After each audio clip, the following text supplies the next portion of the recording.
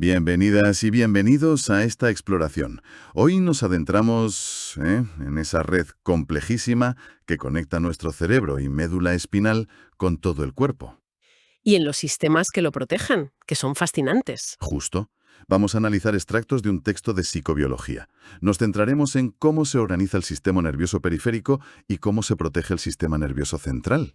La idea es entender bien esa comunicación, ¿no? Y esas defensas. Exacto. Cómo viajan las señales. ¿Qué escudos hay? Vamos a ver. Empecemos por fuera, por el sistema nervioso periférico, el SNP. ¿Qué es exactamente? Aparte del cerebro y la médula, claro. Pues básicamente tiene dos componentes principales. Por un lado, los ganglios. Son como agrupaciones de neuronas fuera del sistema central. Vale, como estaciones intermedias. Algo así. Y luego están los nervios, que son los cables, por así decirlo. Haces de fibras nerviosas, de axones, que unen el encéfalo y la médula con todo lo demás. Entendido. Y esta red, el SNP, se divide en dos grandes sistemas. El sistema nervioso somático, SNS, y el autónomo, SNA. El somático. A ver, es el que nos deja interactuar con el mundo de forma consciente. Movernos, sentir. Exacto. El SNS es el que gestiona esa interacción. Recibe información del exterior con las fibras aferentes. ¿Aferentes las que llegan? Eso es, sensoriales. Vienen de la piel, de los músculos, de los sentidos. Llevan la info al SNC. Son axones de neuronas que están en esos ganglios que decíamos, cerca del tronco o la médula. Vale. Y también envía las órdenes. Usa las fibras eferentes, las motoras. Las que salen. Justo. Van desde el SNC a los músculos esqueléticos, para el movimiento voluntario. Son axones de neuronas motoras que están ya dentro del SNC. Entendido. ¿Y el autónomo? El nombre sugiere que va por libre, ¿no? Bueno, originalmente se pensaba así, claro. Por eso se llama autónomo. El SNA regula todo nuestro ambiente interno. El corazón, la digestión, de esas cosas. Exacto. Ritmo cardíaco, presión arterial, glándulas, el músculo liso de los órganos. Pero ojo, hoy sabemos que no es tan autónomo, ¿eh? Está controlado por el SNC, aunque no seamos conscientes. Ah, vale. Y también tiene sus fibras, aferentes que le cuentan al SNC cómo están los órganos por dentro, y eferentes que llevan las órdenes a esos músculos lisos, al cardíaco, a las glándulas. Y este tenía dos ramas, ¿no? ¿Que hacen cosas opuestas? Sí, el sistema simpático que nos activa, nos prepara para la acción. Lucha-huida. Eso. Y el parasimpático, que es más de relax, digestión, conservar energía. Vale. Entonces, tanto lo voluntario como lo involuntario usan nervios, y estos salen o del cerebro o de la médula. De ahí los nervios craneales y los espinales. Efectivamente, es la clasificación principal por origen. 12 pares de nervios craneales que salen del encéfalo y 31 pares de nervios espinales o raquídeos desde la médula. Raquídeos, vale. Y lo importante es que cada nervio, sea craneal o espinal, suele ser mixto. Lleva fibras de todo tipo, aferentes, eferentes, del somático, del autónomo. Como autopistas con muchos carriles. Justo esa es la idea. Hablemos de los craneales. 12 pares. Suenan importantes, conexiones directas. Lo son. Son conexiones muy directas, muy especializadas. Casi todos salen del tronco encefálico y van a la cabeza y al cuello. ¿Y hacen distintas cosas? Sí, claro. Algunos son solo sensoriales. Por ejemplo, el olfatorio, el par I, para oler. O el óptico, el II, para ver. Los sentidos. Otros son sobre todo motores, para mover músculos. Los de los ojos, por ejemplo. Y muchos son mixtos, llevan las dos cosas. ¿Algún ejemplo de mixto? Pues el trigémino, el 5, es clave. Recoge casi toda la sensibilidad de la cara y controla los músculos de masticar. Ah. Importante. O el facial, el 7. Este es muy completo. Mueve los músculos de la cara, los de sonreír, fruncir el ceño, recoge el gusto de parte de la lengua y además lleva fibras autónomas para las glándulas salivales y las lágrimas. Vaya con el facial. Casi nada. Y antes dijiste algo curioso de los dos primeros, olfatorio y óptico. Ah, sí, que son un poco diferentes. La mayoría de los pares craneales, del 3 al 12, tienen sus núcleos de origen o destino en el tronco encefálico. Vale. Pero el olfatorio, el I, no viene del tronco. Son axones de neuronas que están en la nariz y van directos al bulbo olfatorio, en la base del cerebro. Directísimo. Y el óptico, el 2, conecta la retina con el diencéfalo, con el tálamo concretamente, después de que las fibras se crucen un poco en el quiasma óptico. Una conexión visual muy directa a zonas altas del cerebro. Fascinante. Bueno, si bajamos del cerebro, llegamos a la médula espinal, la gran autopista de información. Absolutamente. La médula espinal es clave. Conecta el cerebro con casi todo el cuerpo. Recibe información sensorial, envía órdenes motoras. Y no es solo un cable, ¿verdad? No, también regula funciones viscerales. Y muy importante, puede gestionar reflejos por sí misma, rápidamente, sin esperar al cerebro. Lo de quitar la mano del fuego. Exacto. Ese tipo de cosas es un tubo, claro, protegido por la columna. Va desde la base del cráneo hasta la zona lumbar, más o menos hasta la segunda vértebra lumbar, L2. Y tiene partes más gruesas. Sí, a nivel cervical y lumbar, donde se conectan los nervios de brazos y piernas, hay más cableado ahí. Tiene sentido. Y aunque sea continua, funciona como por segmentos, ¿no? Con sus nervios.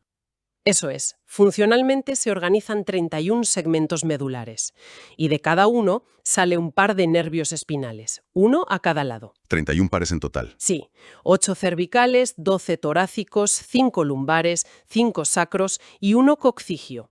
Salen de la columna por los agujeritos que hay entre las vértebras. Los agujeros intervertebrales. Exacto. Y cada nervio se une a la médula por 2 raíces, una por delante, ventral, y otra por detrás, dorsal. Y aquí había una diferencia clave entre las raíces, ¿no? Fundamental. Es la ley de Bell-Mayendi. La raíz dorsal, la de atrás, es solo sensorial. Lleva toda la información que entra, tacto, dolor, temperatura, desde el cuerpo a la médula. Y ahí, en la raíz dorsal, está el ganglio espinal, con los cuerpos de esas neuronas sensoriales. Vale, la dorsal es la puerta de entrada sensorial. Y la raíz ventral, la de delante, es solo motora. Saca las órdenes, tanto para los músculos esqueléticos, somáticas, como para órganos y glándulas autónomas. O sea, la ventral es la puerta de salida motora. Exacto. Pero fíjate, lo interesante es que estas 2 raíces, la sensorial dorsal y la motora ventral, se juntan justo al salir de la columna Ah, y forman el nervio espinal. justo. Y por eso cada nervio espinal es mixto. Lleva información en ambas direcciones, sensores y motores juntos, en el mismo cable. Entendido. Toda esta red es increíblemente compleja. Y suena delicada. ¿Cómo protegemos el cerebro y la médula, el SNC? La protección es múltiple, sí. Primero, el hueso, el cráneo y la columna vertebral. Una buena armadura. La primera línea de defensa. Pero entre el hueso y el tejido nervioso hay más. Están las meninges. Son 3 membranas. La más externa es la duramadre. Es dura, resistente, fibrosa. Como un cuero protector. Sí, algo así. En el cráneo está muy pegada al hueso. En la columna, no tanto. Deja un espacio entre ella y la vértebra, el espacio epidural. Ah, el de la anestesia. Exacto, ahí se pone la epidural. Tiene grasa, vasos sanguíneos y es más ancho abajo, en la zona lumbar, donde ya no hay médula, lo que lo hace más seguro para pinchar. Vale. ¿Y debajo de la duramadre? Pues está la aracnoides, es más fina. Se llama así porque tiene como unas patitas, unas trabéculas que van hacia la capa más interna y parecen una tela de araña. Curioso. Y entre la aracnoides y la siguiente capa queda un espacio súper importante, el espacio subaracnoideo, ¿Por qué es tan importante? porque está lleno de líquido cefalorraquídeo, LCR. Y además, por ahí van las arterias y venas principales del cerebro. Ajá. ¿Y la última capa? La pía madre es finísima, transparente. Está pegada directamente a la superficie del cerebro y de la médula. Se mete en todos los surcos, en todos los pliegues. Es como un film transparente envolviéndolo todo. O sea, hueso, duramadre, aracnoides, espacio con líquido, LCR, y pía madre pegadita. Vaya sistema. Y ese líquido, el LCR, es como un cojín. Totalmente. Esa es una de sus funciones principales. Protección mecánica, el cerebro y la médula flotan en él. Eso reduce mucho su peso efectivo y amortigua golpes, movimientos. ¿Una suspensión hidráulica? Exacto. Pero no solo está fuera, en el espacio subaracnoideo. También rellena unas cavidades que hay dentro del cerebro, los ventrículos. Los ventrículos cerebrales. ¿Cuántos hay? Hay 4. 2 grandes, los ventrículos laterales, uno en cada hemisferio, luego el tercer ventrículo, que está en medio, y el cuarto ventrículo más abajo, en el tronco del encéfalo. Están todos conectados entre sí. Y el líquido circula por ahí. ¿De dónde sale? Se produce continuamente, la mayor parte en los plexos coroideos. Son como unas redes de capilares especiales en las paredes de los ventrículos, sobre todo en los laterales. ¿Producen el LCR? Sí. Y desde ahí el ECR fluye, pasa de un ventrículo a otro por unos conductos y al final sale al espacio subaracnoideo. Y baña todo el SNS. Exacto. Circula por todo el espacio subaracnoideo, alrededor del cerebro y la médula, y luego se reabsorbe, vuelve a la sangre, ¿Cómo vuelve a la sangre? a través de unas estructuras llamadas granulaciones aracnoideas. Son como unas pequeñas hernias de la aracnoides que se meten en los grandes senos venosos de la dura madre y filtran el LCR de vuelta a la circulación venosa. Y esto se renueva mucho, has dicho. Muchísimo. Fíjate, todo el volumen de LCR se recambia unas 6 o 7 veces al día. Es una barbaridad. 6 o 7 veces. ¿Y por qué tanto? Pues además de proteger y amortiguar, parece que es muy importante para limpiar, para eliminar productos de desecho del metabolismo cerebral. Una función de limpieza también. Sí. Y claro, si este circuito se obstruye por alguna razón, el LCR se acumula, la presión dentro del cráneo sube, y eso es la hidrocefalia. Un sistema delicado, pero muy activo. Vale, protegido y limpio, pero necesita energía. Mucha. Hablemos de la sangre que llega al cerebro. Uf, el cerebro es un devorador de energía. Es solo el 2% del peso del cuerpo, pero consume el 20% del oxígeno. Y una cantidad parecida de glucosa. ¿El 20%? Sí. Y lo peor es que casi no guarda reservas. Necesita que le llegue sangre constantemente, minuto a minuto. ¿Qué pasa si se corta el flujo? Es crítico. 1 segundo sin flujo y ya se agota el oxígeno en esa zona. 5 segundos y puedes perder la consciencia. Unos pocos minutos y el daño en las neuronas es irreversible. ¿Qué dependencia tan brutal? ¿Y qué arterias aseguran ese suministro? Son 2 sistemas principales. Por un lado, la circulación anterior. Viene de las arterias carótidas internas, una a cada lado del cuello. Estas irrigan la mayor parte de los hemisferios cerebrales, frontal, parietal, temporal. La parte de delante y de los lados. Eso. Y luego está la circulación posterior. Viene de las arterias vertebrales. Suben por el cuello, protegidas dentro de las vértebras, entran al cráneo y se unen formando la arteria basilar. ¿Y esta que irriga? Pues el tronco del encéfalo, el cerebelo y la parte de atrás de los hemisferios, como el lóbulo occipital. ¿Y estas dos circulaciones, la anterior y la posterior, se conectan? Me suena algo de un polígono. Exacto. El famoso polígono de Willis, o círculo arterial cerebral. Es justo eso, una conexión en la base del cerebro. Una rotonda, decías antes. Sí, es una buena imagen. Las arterias principales de la circulación anterior y de la posterior se unen mediante unas arterias pequeñas, las comunicantes. Forman un anillo. ¿Y para qué sirve ese anillo? Es un sistema de seguridad, una redundancia. Si una de las grandes arterias que llega al polígono se obstruye lentamente, por ejemplo, por aterosclerosis, Se va cerrando poco a poco. eso, pues la sangre puede intentar buscar caminos alternativos a través de las otras arterias del polígono, para llegar a las zonas que se quedarían sin riego. Compensa un poco el problema. Reduce la vulnerabilidad. Exacto. Aunque claro, no siempre funciona. Si la obstrucción es muy rápida y total, como en un ictus por un trombo, o si afecta a una rama que ya ha salido del polígono, pues el daño cerebral puede ocurrir igualmente. Pero el polígono es una adaptación genial. Entendido. Llega la sangre, hay sistemas de seguridad, pero el cerebro no puede dejar que entre cualquier cosa de la sangre, no. Aquí entra la barrera hematoencefálica. Exacto. La VHE es fundamental. El cerebro necesita un ambiente químico súper estable para que las neuronas funcionen bien. Y la sangre cambia mucho. Hormonas, nutrientes después de comer, a veces toxinas. Claro. Pues la barrera hematoencefálica aísla el tejido nervioso de todo eso, lo protege. Controla de forma muy selectiva qué pasa de la sangre al cerebro y qué sale del cerebro a la sangre. Un control de aduanas muy estricto. ¿Y cómo es físicamente? ¿Es una pared? No es una pared como tal, Es una propiedad de los capilares sanguíneos que hay en el cerebro. Las células que forman la pared de esos capilares, las células endoteliales, son especiales. ¿En qué sentido? Están unidas entre sí de forma muy apretada, con unas cosas llamadas uniones estrechas. Sellan completamente el espacio entre célula y célula. Como si no hubiera huecos entre los ladrillos. Exacto. Impiden que casi nada pase libremente entre ellas. Y además, por fuera, estos capilares están como abrazados por los pies de unas células gliales, los astrocitos. Los pies vasculares. Forman otra capa de control y soporte. Vaya doble barrera. Entonces, ¿qué puede pasar y qué no?